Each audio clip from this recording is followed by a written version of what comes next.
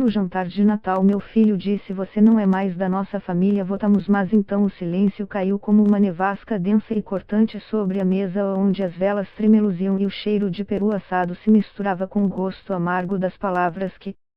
ele soltou sem sequer abaixar os olhos ou desviar o olhar da taça de vinho que girava entre os dedos dele, como se girar o copo fosse um modo de evitar o peso do que acabara de dizer, e por um instante que pareceu eterno eu senti meu coração parar, não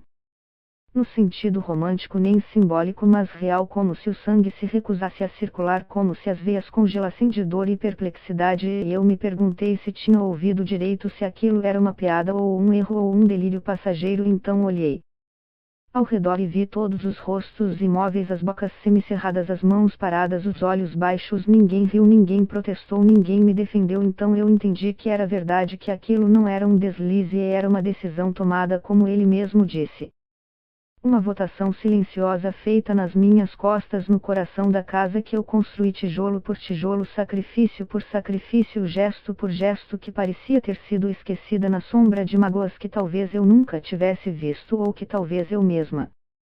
tivesse plantado sem perceber. E naquele momento um filme se passou dentro de mim, e eu vi o parto dele, vi os olhos dele quando abriu pela primeira vez, vi os passos vacilantes dele, vi as febres altas, as noites em claro, as bronquites, a mochila escolar, o primeiro namoro, o coração partido, o sorriso com aparelho, os sonhos de vestibular. Tudo veio como uma avalanche e me sufocou, porque tudo isso tinha sido por ele, por eles, por aquela mesa, por aquele momento, e ainda assim ele dizia que eu não era mais da família, e isso me destruiu, porque eu já tinha perdido tanto, eu já tinha suportado tanta coisa, eu já tinha ficado quando o pai dele foi embora, dizendo que não aguentava mais a rotina, dizendo que precisava viver outra coisa, e eu fiquei e cuidei. Fui mãe e pai e pilar e chão e teto, e quando precisei dizer não, e quando precisei gritar para ser ouvida, e quando precisei trabalhar dobrado para comprar o que eles queriam, mesmo não podendo, mesmo me desfazendo de coisas minhas, e agora ele ali dizendo com frieza que eu estava fora da família, como se fosse possível deserdar o sangue, como se fosse possível anular o amor que dei, com o coração rasgado e as mãos abertas. E nesse instante eu me levantei com calma, mas com o corpo tremendo por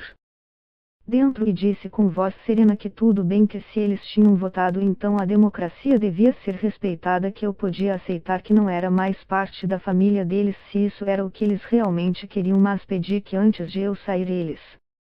ouvissem uma última coisa. E então contei tudo o que guardei durante anos, todas as vezes que abri mão do meu prato para que eles comessem, todas as vezes que vendi roupas minhas para pagar a conta de luz, todas as vezes que chorei no banheiro com